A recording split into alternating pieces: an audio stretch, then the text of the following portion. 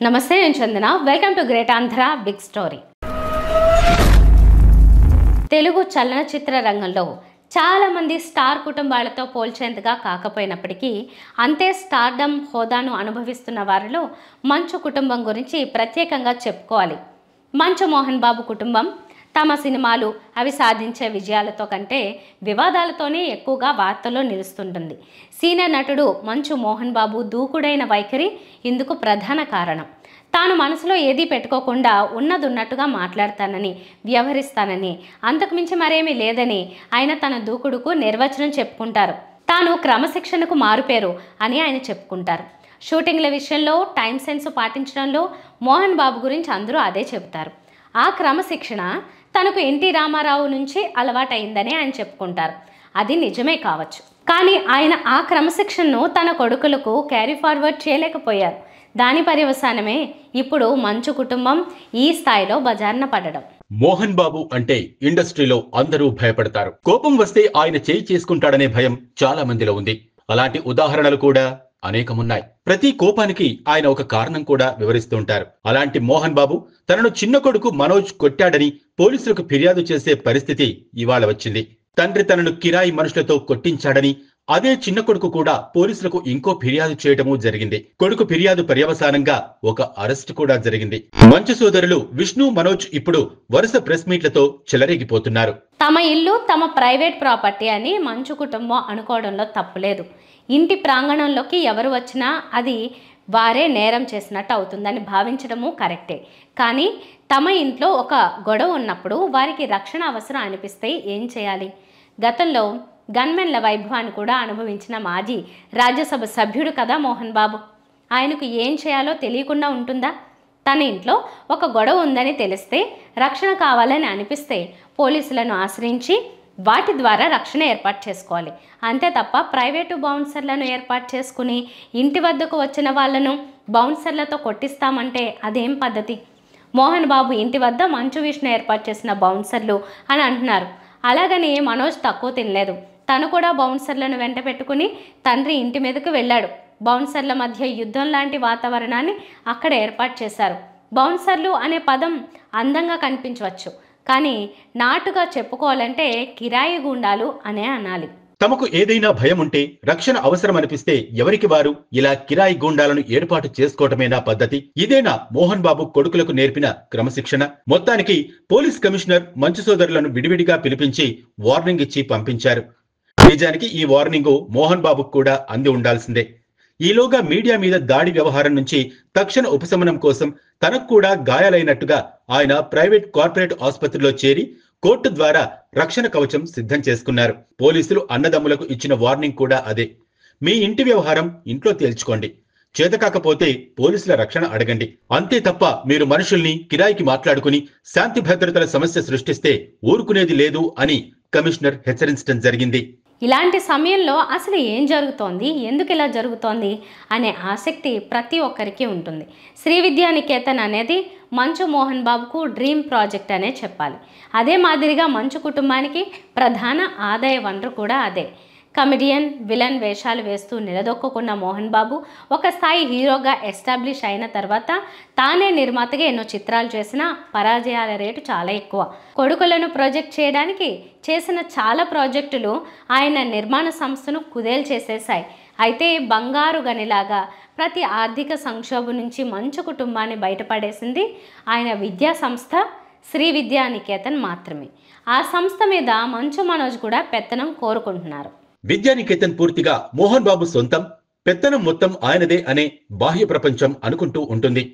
కానీ ఈ పరిస్థితి మారిపోయి చాలా కాలమైంది. ఇప్పుడు శ్రీ విద్యానికేతన్ సామ్రాజ్యం దాదాపుగా వెరోనికా చేతుల్లోకి, అనగా ఇండైరెక్ట్ గా మంచు విష్ణు చేతుల్లోకి వెళ్లిపోయినట్టుగా తెలుస్తోంది. ఇదంతా చాలా పద్ధతి ప్రకారం జరిగిపోయింది. మంచు మనోజ్ నిజానికి చాలా ఆలస్యంగా మేలుకున్నారు. విద్యానికేతన్ చేతులు మారుతున్న ప్రక్రియ అనేది రహస్యంగా ఏమీ జరగలేదు, అందరికీ తెలుసు. మనోజ్ కు కూడా తెలుసు. కానీ ఇప్పుడు ఆయన అలా వదిన చేతుల్లోకి పెత్తనం వెళ్లడాన్ని సహించలేకపోతున్నారు.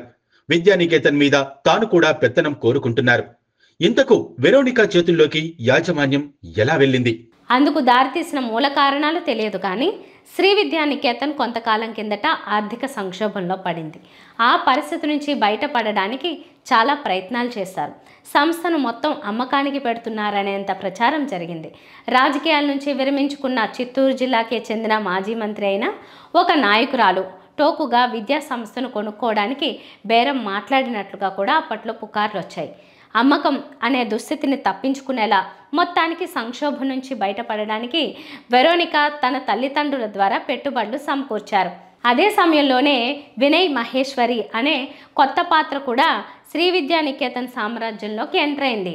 అనధికారికంగా తెలుస్తున్న సమాచారాన్ని బట్టి 400 నుంచి 500 కోట్ల రూపాయల వరకు పెట్టుబడులు పెట్టారు. దాదాపుగా పెత్తనం మొత్తం వెరోనికా చేతుల్లోకి వెళ్ళింది. శ్రీ విద్యానికేతన్ నిర్వహణ వివిధ విభాగాలుగా మారింది. ఉదాహరణకు వేల మంది విద్యార్థులకు 3 పూటల భోజనాలు, స్నాక్స్ అందించే స్మార్ట్ కిచెన్ వ్యవస్థ ఒకటి ఉంటుంది. నిజానికి అది రికార్డుల పరంగా ఒక సెపరేట్ వ్యవస్థ. అది వినీ టెక్నికా అనే పేరుతో ఉంటుంది. అది పూర్తిగా వెరోనికాకు సంబంధించిన వ్యాపారం. వెరోనికా చేతుల్లోకి విద్యానికేతన్ వ్యాపారం వెళ్లిన తర్వాత నిర్వహణలో చాలా మార్పులు జరిగాయి. కాలేజీ పెత్తనం మోహన్ బాబు చేతుల్లో ఉన్నప్పుడు అక్కడ కీలకంగా ఉన్న వ్యక్తులు మారారు. విద్యానికేతన్ పునాదుల్లో గోపాలరావు అనే ఆయన ఉండేవారు. ఆయన చాలా కాలం కిందటే వృద్ధాప్యం కారణంగా తప్పుకున్నారు. ఆ తర్వాత అడ్మినిస్ట్రేటివ్ ఆఫీసర్ గా తులసి నాయుడు చక్రం తిప్పుతూ వచ్చారు. పెత్తనం వెరోనికా చేతుల్లోకి మారిన తర్వాత తులసి నాయుడును కూడా తప్పించారు. అంతే కీలకమైన పోస్టులోకి వెరోనికా తరపున ఎంట్రీ ఇచ్చిన వ్యక్తి వినయ్ మహేశ్వరి. ఇప్పుడు అంతా విద్యానికేతన్లో ఆయనదే హవా. వినయ్ మహేశ్వరి అంటే ఆయన పూర్వరంగం మీడియా వ్యాపార నిర్వహణతో ముడిపడి ఉంది. ఆయన గతంలో దైనిక్ భాస్కర్ పత్రికా సంస్థలో పనిచేశారు. జగన్ సీఎంగా ఉన్న రోజుల్లో సాక్షి మీడియా గ్రూప్కు ఎగ్జిక్యూటివ్ డైరెక్టర్, సీఈఓగా వచ్చారు. అక్కడి నుంచి ఆయన ప్రస్థానం విద్యానికేతన్లోకి వచ్చింది. విద్యా సంస్థల నిర్వహణలో ఆయనకు అనుభవం లేదు కానీ పెట్టుబడుల సమీకరణ, డబ్బులు పెట్టుబడులుగా మార్చడం లాంటి వ్యవహారాల్లో దిట్ట అంటుంటారు. విద్యానికేతన్కు అవసరమైన పెట్టుబడులను సమీకరించడంలోనూ, బయట నుంచి వస్తున్న ఫండ్స్ను, అలాగే సంస్థలో లాభాలను, షేర్ మార్కెట్, ఇతర వ్యాపారాల్లో పెట్టుబడులు పెట్టడంలోనూ ఆయన మాట చెల్లుబాటు అవుతుందని అంటుంటారు. అలాగే వెరోనికా ఆగమనం తర్వాత సమకూరిన భారీ నిధులతో విద్యానికేతన్ ప్రాంగణానికి వెలుపల కూడా కొన్ని పెద్ద పెద్ద స్టూడెంట్ హాస్టళ్లను నిర్మించారు. మరొక వైపు మంచు మనోజ్ ఆర్థిక సంక్షోభంలోనే ఉన్నారు. విద్యానికేతన్ వ్యవహారాలు పూర్తిగా తమ చేతుల్లో లేకుండా మారిపోవటం ఆయనకు సహజంగానే మింగుడు పడలేదు. అయితే అక్కడ అధికారికంగా తాను చేయటానికి ఏమీ లేదు. కొంతకాలం కిందట మనోజ్ వచ్చి ప్రాంగణానికి వెలుపల ఉన్న హాస్టళ్లలో విద్యార్థులను కలిసి వారికి అన్యాయం జరుగుతోందని, నిర్వహణ బాగాలేదని, వారికి అండగా తాను ఉంటానని చెప్పి రెచ్చగొట్టేలా మాట్లాడి వెళ్ళినట్టుగా తెలుస్తోంది. ఇలాంటి అసంతృప్తులు, విభేదాలు అన్నీ చినికి చినికి గాలివానగా మారి ప్రస్తుత రచ్చల స్థాయికి రూపుదాల్చాయి. ఈ వివాదం తర్వాత మనోజ్ మాట్లాడుతూ తనకు ఆస్తులు, డబ్బులు వద్దని, విద్యానికేతన్లో అక్రమాలు జరుగుతున్నాయని, వారికి న్యాయం చేయడం కోసమే తాను ప్రయత్నిస్తున్నానని, అవన్నీ నాన్నగారి దృష్టికి తీసుకెళ్లాలని అనుకుంటున్నానని అనడం కూడా వ్యూహాత్మకమే. ఆయన వ్యూహం ఏంటి, ఎందుకు అలా అంటున్నారు? ఇప్పుడు రేగుతున్న వివాదం ద్వారా మంచు మనోజ్ సాధించేది ఏమీ లేదు. నిజం చెప్పాలంటే ఆయనకు కొత్తగా జరిగే నష్టం కూడా లేదు. ఎందుకంటే మోహన్ బాబు ఇష్టంతో పని లేకుండా మౌనికాను పెళ్లి చేసుకున్నప్పుడే ఆయనకు జరగగల నష్టం జరిగిపోయింది. మోహన్ బాబు ఆస్తులన్నీ ఆయన ఆడియో సందేశంలో చెప్పుకున్నట్టుగా, విష్ణు ప్రెస్ మీట్ లో చెప్పినట్టుగా ఆయన స్వార్జితం. ఆ ఆస్తులను 3 పిల్లల మధ్య ఎలా పంచి ఇవ్వాలనేది పూర్తిగా ఆయన ఇష్టం. తనకు సమాన వాటా కానీ, ప్రయారిటీ వాటా కానీ పొందగల పరిస్థితిని మనోజ్ ఎప్పుడో కోల్పోయారు. అసలు వాటా వస్తుందో లేదో కూడా తెలియని స్థితిలోకి వచ్చారు. ఆ తెగింపు కారణంగానే తాజా రచ్చకు శ్రీకారం చుట్టారు. ఈ వివాదం వలన మంచు మోహన్ బాబును బజార్లోకి లాగడం తప్ప మనోజ్ సాధించేది ఏమీ లేదు. ఇప్పటికే వివాదం రచ్చకెక్కిన తర్వాత సినీ పరిశ్రమకు చెందిన ఒక పెద్ద వ్యక్తి, రాజకీయ రంగం నుంచి మరో పెద్ద వ్యక్తి జోక్యం చేసుకుని రాజీ కుదర్చడానికి మాట్లాడుతున్నట్టుగా కొన్ని గుసగుసలు వినిపించాయి. మనోజ్కు కావాల్సింది కూడా అదే. ఒకవేళ వివాదం యొక్క ప్రస్తుత తారాస్థాయి వలన ఎవరైనా జోక్యం చేసుకుని రాజీ చర్చలు జరిపితే బహుశా తనకు ఏమైనా లాభం జరగవచ్చు. కాగా ఈ వివాదం వలన తాను కొత్తగా కోల్పోయేది ఏమీ లేదు. ఆ తెగింపుతోనే మనోజ్ ఇలా చేస్తున్నట్టుగా తెలుస్తోంది.